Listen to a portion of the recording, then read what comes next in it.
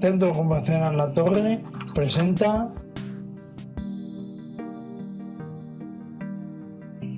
Ética e Inclusión de las Personas. El pasado 23 de octubre tuvimos una charla con el catedrático Javier Echeverría sobre ética e inclusión. Nuestro equipo de redes organizó un encuentro con Xavier para conocer su opinión sobre la ética de las personas. Somos Proyecto Redes y este es nuestro programa, Mentes Atípicas. Buenas tardes, soy Javi, venimos del Centro Ocupacional La Torre y vamos a hacer una pequeña entrevista sobre el tema de la ética. En primer lugar, ¿qué es para ti la ética? Bueno, pues la ética para mí es que aprendamos a saber qué es lo bueno y qué es lo malo. Y dentro de lo bueno hay como dos cosas. Una primera cosa es pues qué normas tenemos que cumplir, porque si no las cumplimos pues está mal. Pero también hay otra cosa que es muy bonita.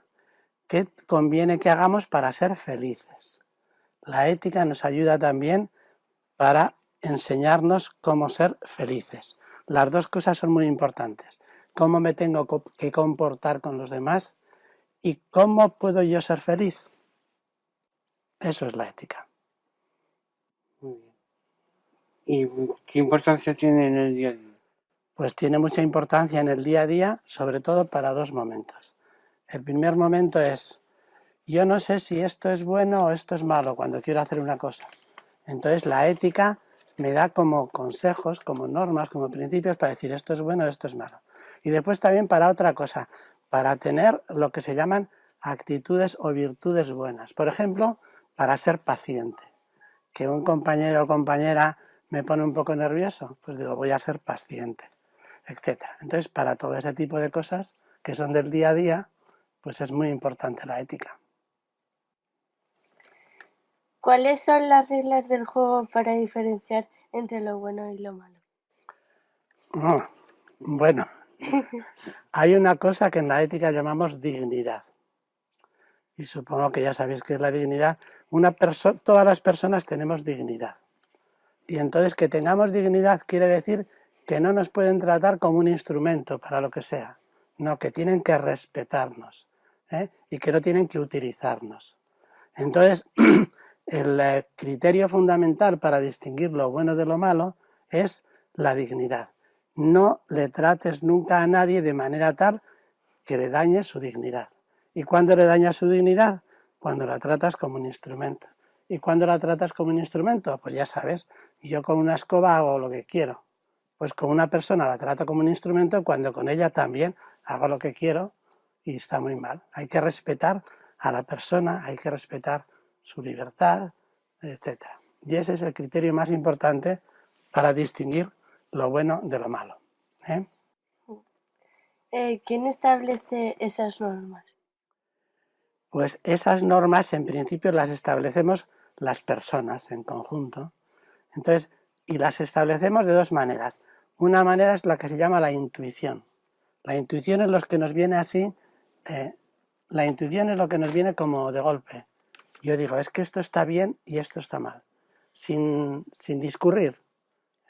Entonces, esa es una manera, es como una especie de primer golpe, la intuición. Y una segunda manera es lo que llamamos pues discurrir, razonar, argumentar. Nos juntamos todos y decimos, bueno, vamos a ser serios y vamos a decir de verdad entre todos a ver qué nos parece, dónde está lo bueno y dónde está lo malo. Y después, por supuesto, hay cosas que ya hemos recibido de nuestros padres, que nos van diciendo. Pero algunas cosas nos vienen porque las hemos recibido. Otras, la intuición, digo, no, yo sé de sobra que eso está bien y está mal. Si yo le pego un tortazo a alguien porque me da la gana, digo, eso está mal. Y después alguna cosa no sabemos muy bien si está mal o está bien, pues nos ponemos a dialogar entre todos. ¿De acuerdo? Sí. Lo siguiente, ¿Cómo podemos participar en este debate? Lo que está bien y lo que está mal. Bueno, en parte ya os he dicho, sobre todo hay debate en cosas en las que no sabemos muy bien si están bien o están mal. Entonces, ante esas cosas que no sabemos si están bien o están mal, podemos aportar razones, argumentos que se dice. Yo creo que, por ejemplo, pues qué sé yo creo que tener castigos está mal, puede decir uno. Yo puedo decir otro, yo creo que tener castigos está bien. Y entonces empezamos a decir, bueno, a lo mejor si este castigo está bien, pero este castigo está mal porque este castigo te ayuda a tal cosa y este no. Entonces empezamos ahí a dar razones y entonces al final, porque una pregunta, por ejemplo, ¿castigar es bueno o es malo? Y podremos decir, pues siempre es malo. O podremos decir, no, a lo mejor es malo solo en alguna circunstancia. O no, será bueno si ayuda a esto, pero será malo si no ayuda. No vamos aquí a discutir sobre si castigar es bueno o es malo, pero para responder a tu pregunta, ya ves, pues vamos dialogando y vamos dando razones. Ahora una pregunta trampa. Alá, pues vaya ya, menos mal que me lo adviertes. Tranquilo. Menos mal que me lo adviertes, que si no... No, que me lo eso no es. Se nos pregunta qué opinamos. Todavía no llega la pregunta. No, Todavía no llega la pregunta trampa, pero tendré que estar alerta por si acaso, Vale, a ver. Se nos pregunta qué opinamos. Se nos pregunta qué opinamos a vosotros, dices. Sí. Pues no sé, habrá que ver, eso tendríais que preguntarles quizá a los compañeros que tenéis en la asociación, etcétera, a ver si os preguntan qué opináis. Lo que sí les podéis decir es que es importante que os pregunten qué opináis y que tenéis derecho a que os pregunten qué opináis. ¿Y por qué? Pues porque precisamente somos personas que tenemos dignidad, entonces quien tiene dignidad pues tiene derecho a opinar. Después a lo mejor lo que opine estará mejor o peor, hay que discutirlo, pero se tiene derecho a opinar ante las cosas que tienen que ver con vosotros, con vosotras. ¿De acuerdo? Estoy de acuerdo. Vale, me parece muy bien. Bien. A ver, ¿cómo podemos hacernos oír? Eso de cómo podernos hacernos ahí, hay dos circunstancias. Una circunstancia en la cual te quieren oír. Si te quieren oír no hay ningún problema. Te haces oír porque te quieren oír. El problema está cuando no, cuando quieres hacerte oír y ellos no quieren oírte. Eso ya está chungo. Eso, muy bien, eso ya está chungo. Eso ya está chungo. Entonces, en la ética se dice que yo tengo derecho a reclamar ser oído, es decir, tengo derecho a ser oído. Y entonces nosotros podemos reclamar nuestros derechos. Y la idea es que nosotros reclamemos nuestros derechos sin faltar al respeto a nadie. O sea, que oye, que no me estás oyendo y tengo derecho a oír, a que me oigas. Y entonces eso se lo digo. Pero se lo digo, pues por ejemplo, sin violentar, sin pegarle, sin no sé qué, pero reclamando. Tengo derecho a ser oído, pues. Igual que la persona que quiere ser oída también debería escuchar también. Exacto, es una cosa muy importante. Si yo quiero ser oído, yo tengo que oír al otro. Es perfecto lo que has dicho, porque algunos quieren ser oídos, pero nada de oír a los demás. Hacen oídos sordos. Perfecto. Oye, es un juego maravilloso. Hacen oídos sordos, como si no tuvieran el oído. Y es muy importante precisamente porque yo quiero hacerme oír no para imponer mi voluntad. Claro. Yo quiero hacerme oír para entrar en diálogo con el otro y llegar juntos a un acuerdo. Y entonces quiero hacerme oír. Y cuando digo quiero hacerme oír, a su vez tengo que decir y me comprometo a escucharte. Oye, estupendo. Muy bien. A ver. Otra pregunta. Pregunta trampa. Esta es la pregunta trampa. Prepárate. Madre mía. ¿Tu ética, mi ética, la de ellos o la de todos? Ajá. Pues mira, hay una ética que tiene que ser la de todos y otra ética que puede ser la tuya o la mía. Pues concretamente, la ética de todos tiene que ser la ética de respetar la dignidad de todos. Esa no puede decir, mi ética es respetar la dignidad y tu ética, no, tu ética será lo que sea, pero mi ética es la de no respetar la dignidad. No vale. La ética de todos es la de respetar la dignidad. Y ahí no vale decir que es la mía y la otra. En cambio, hay otras cuestiones en las cuales sí puedo tener una ética un poquito diferente cada uno, en la cual puede haber lo que se dice pluralismo de éticas, éticas plurales varias. Es esa ética que tiene que ver con la vida feliz. Porque recuerdas, con la primera pregunta que te me has hecho, he dicho, hay una parte de la ética, es lo que nos debemos los unos a los otros, y la otra es ayudarnos a la vida feliz. Pues en la ética de la vida feliz, ahí sí puede plantearse pues diferentes enfoques de la vida.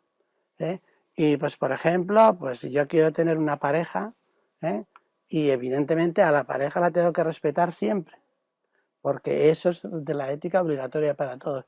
Pero después podemos organizar nuestra vida de pareja, unos pensando que es mejor de una manera y otros pensando que es mejor de otra. Si nos respetamos, entonces estupendo, no hay problema. Pero si uno no respeta al otro, se acabó.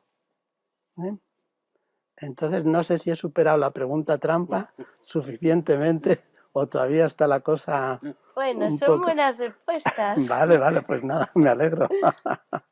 Ahora viene una pregunta sorpresa. Esta es sorpresa, vaya. Sí. Esta es la entrevista más divertida que he tenido de todas. La verdad que lo digo de verdad. Secretos y mentiras de la ética. Uy, esta sí que es. Esta es sorpresa y esta yo creo que es un poco trampa. A ver si me explico. Voy por las mentiras, que me resulta más fácil, porque los secretos, no sé cómo va.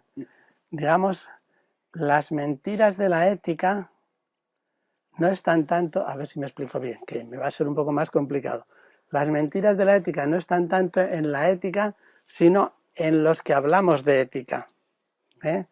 La ética como tal, si yo la defino bien, etcétera, pues ahí está. Pero los que hablamos de la ética podemos ser mentirosos.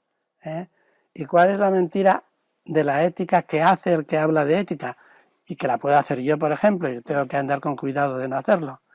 Pues, por ejemplo, poner deberes a los demás y yo quedarme tan tranquilo sin deberes. Y decir que... O, por ejemplo, a veces ha habido gente de la ética que ha dicho, pues hay señores que tienen toda la dignidad del mundo, chicos y chicas que tienen toda la dignidad del mundo, y otros chicos y chicas que no tienen tanta dignidad. Y entonces esa es una mentira de la ética, pero no tanto mentira de la ética, cuanto mentira del que tiene esa ética. Entonces, todos los que trabajamos la ética, pero todos los que vivimos la ética, que somos todos, pues también tenemos que estar muy atentos a no tener mentiras. Otra mentira de la ética es decir muchas cosas y no hacerlas. Es decir, la mentira del que habla de ética. Hay que hacer esto, hay que ser esto, hay que no sé qué. Y yo por lo bajines hago lo contrario. Eso también es otra. El secreto de la ética me resulta un poco más liado. ¿Vosotros tenéis, por dónde ibais cuando me queríais decir a mí secretos de la ética? Pues cosas que se salen fuera de lo normal, por ejemplo. Fuera de lo normal, porque claro, el secreto en sí es lo que está oculto. Y lo que está oculto y yo no quiero que lo sepa nadie. Entonces, claro, ¿qué secreto hay de la ética que no quiero que lo sepa nadie? Yo creo que también vuelve a ser secretos de algunos que estudian la ética, más que el secreto de la ética. Porque la ética lo que quiere es al revés, que la conozca todo el mundo. Y yo he venido aquí pues para que se conozca un poco más la ética. Bueno, me han llamado, etcétera, yo estoy muy contento de estar con vosotros. Y entonces la idea sería decir, si tú quieres guardar un secreto ético, a lo mejor es porque no es tan buena ética. Como a veces yo quiero guardar un secreto porque no me gusta que lo sepan. Bueno, no sé si he respondido aceptablemente, pero bueno, ahí está. ¿Qué es una situación ética? ¿Qué es una situación ética? La situación ética, yo diría, la situación en la cual se juega algo respecto a la ética. ¿Eh? Y prácticamente toda la vida se juega, es decir, hay circunstancias en las cuales la situación ética es muy fuerte, muy dramática. ¿Eh? Tenemos, por ejemplo, pues cantidad de personas que huyen de un país porque hay una guerra Sí. y nosotros va y les cerramos las puertas. Pues cuando eso pasa es una situación ética dramática. Nosotros tenemos que, precisamente para respetar la dignidad de ellos y por solidaridad con ellos, abrirles las puertas. Y entonces esa es una situación ética fuerte, dramática. Después hay otras situaciones éticas que no son tan dramáticas, pero que también son situaciones éticas. ¿Eh? Y yo, por ejemplo, pues me encuentro con una persona y digo, si le digo una mentira, hace un favor. Y entonces pues le digo la mentira y me hace el favor. Pero entonces digo, esta es una situación ética y tengo que ver, no le tengo que engañar, porque si le engaño, le trato como un instrumento. Y entonces la situación ética está en las cosas pequeñas, cotidianas, y está también, por supuesto, en las cosas grandes e importantes. Incluso ha habido un poco de situación ética cuando habéis preparado la entrevista. Porque habéis dicho, bueno, aquí que preguntamos, que no sé qué tal, que... ¿De acuerdo? De acuerdo. Muy bien.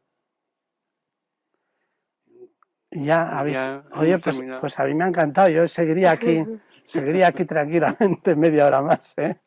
Pues, Encantada de Entiendo. haberte hecho la entrevista. pues nada, Igualmente. me parece muy bien. Encantado a mí también, oye, de conoceros.